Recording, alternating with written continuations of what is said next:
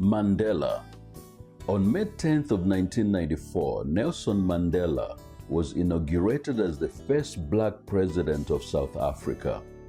World leaders, celebrities, dignitaries, and people from all spheres of life and influence descended on Pretoria to witness the momentous change of eras from apartheid to multiracial democracy and the change of regimes from the outgoing President Fredrick De Klerk to the incoming President Nelson Mandela. In his inaugural speech, President Mandela's introduction was reconciliatory. Today, all of us do, by our presence here and by our celebrations in other parts of our country and the world, confer glory and hope to newborn liberty. Out of the experience of an extraordinary human disaster that lasted too long, must be born a society of which all humanity will be proud. Our daily deeds as ordinary South Africans must produce an actual South African reality that will reinforce humanity's belief in justice, strengthen its confidence in the nobility of the human soul, and sustain all our hopes for a glorious life for all. All this we owe both to ourselves and to the peoples of the world who are so well represented here today. In his conclusion, President Mandela was unequivocal when he proclaimed that never, never, and never again shall it be that this beautiful land will again experience the oppression of one by another and suffer the indignity of being the skunk of the world. Let freedom reign. The sun shall never set on so glorious a human achievement. The fight for freedom against the brutal apartheid regime was protracted and dangerous. Many paid the ultimate price as martyrs of the struggle.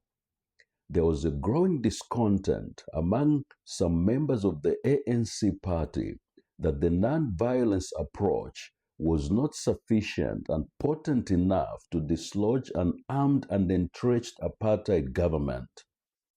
The consensus was reached in 1961 that an armed wing of the ANC called Umkhonto weSizwe, meaning Spear of the Nation, be launched to fight alongside the non-violence movement. Nelson Mandela became its first chairman. Consequently, Nelson Mandela and 10 of his colleagues were arrested in the fall of 1963 for sedition.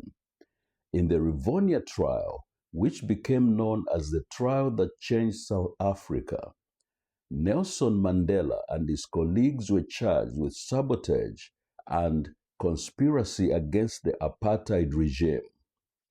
As Mandela stood in the dock at the Palace of Justice in Pretoria, he boldly announced that the ideal of a democratic and free society is one for which I'm prepared to die.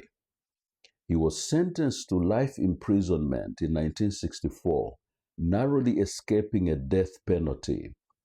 He was to be confined to Robben Island maximum prison for the rest of his life, but only served 27 years.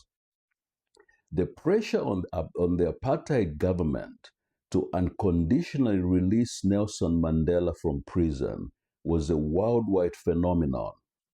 The groundswell within South Africa for his release reached a precipitous point, forcing the government to declare Nelson Mandela a free man on February 11, 1990. Mandela was as defiant as ever before, and on that fateful day of his release, his words infused fresh momentum in the liberation struggle. He said, "Our struggle has reached a decisive moment. Our march to freedom is irreversible. Now is the time to intensify the struggle on all fronts. To relax now would be a mistake which future generations would not forgive." 4 years later, he became the president of South Africa after he won in the first truly multiracial democratic election in 1994.